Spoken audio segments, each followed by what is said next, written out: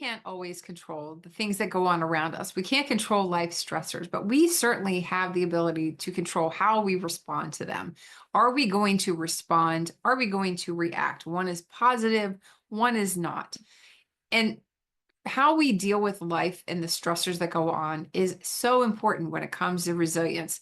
I'm Teresa. This week we've been talking about resilience, what it is, and how to build healthy habits. Stress can impact how resilient we are because it wears at us. It's like holding this elastic rubber band and holding it and holding it and holding it. Eventually, it'll lose its give. But there are things that we can do that will help us to become more resilient, to help us to deal with stress. One of the first things that I learned to do, and it helped when my kids were little, take a deep breath. When we get stressed out, we tend to hold our breath. We don't breathe at all. I try to pause and take a deep diaphragmatic breath, meaning I'm not breathing from my chest. I'm breathing so that my stomach goes out, my diaphragm goes down. I learn to take these deep cleansing breaths. It gives my brain more oxygen. It helps to slow me down. Breathing in to the count of 4, holding it to the count of 7, and then breathing out to the count of 8. That goes a really long way.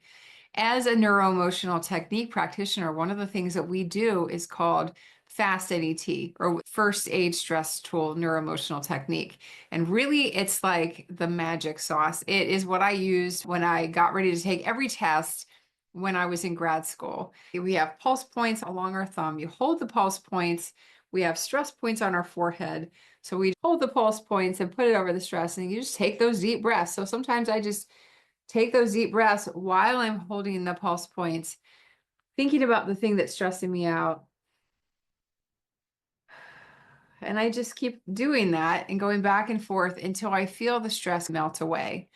I also use Bach's Rescue Remedy. NET has an ER 911 spray. They're both homeopathic. I really love using that in conjunction when I would get ready to take a test. It would help me to calm down, to let go of the thing that I was stressing out about. It actually helped me to focus better so that I could take the test better. The other thing, in the warmer weather, I go outside every single day and I take in the sun and I take in some fresh air, or I might go for a short walk on my lunch break. Nature, oh my goodness, nature therapy is amazing. At night, I actually listen to the sound of rain, or if I'm not listening to affirmations, I listen to the sound of rain because nature just soothes my soul. Then lastly, mindful pauses. We pause when we're doing the fast NET. You don't have to do the fast NET, although it does relieve the stress. It helps to free up the energy and the meridians in your body that get stagnated.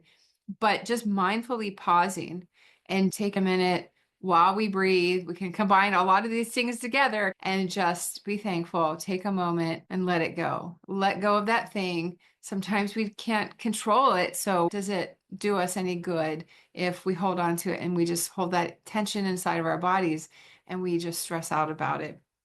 All that stress erodes our resilience. Learning to manage it and doing things to help build us up and release the stress and build up our resilience will go a long way. It's really just about dealing with the stress. It's managing it in a positive way that builds resilience. And that, for people who have chronic issues, chronic pain, chronic fatigue, it can really do a lot to take the edge off when we're feeling so overwhelmed and tired. Has been proven in numerous scientific studies to relieve pain and to calm fatigue. I would love for you to share, what's one thing that you do as a stress relief tool? Is it something I've shared, or is it something that you have different?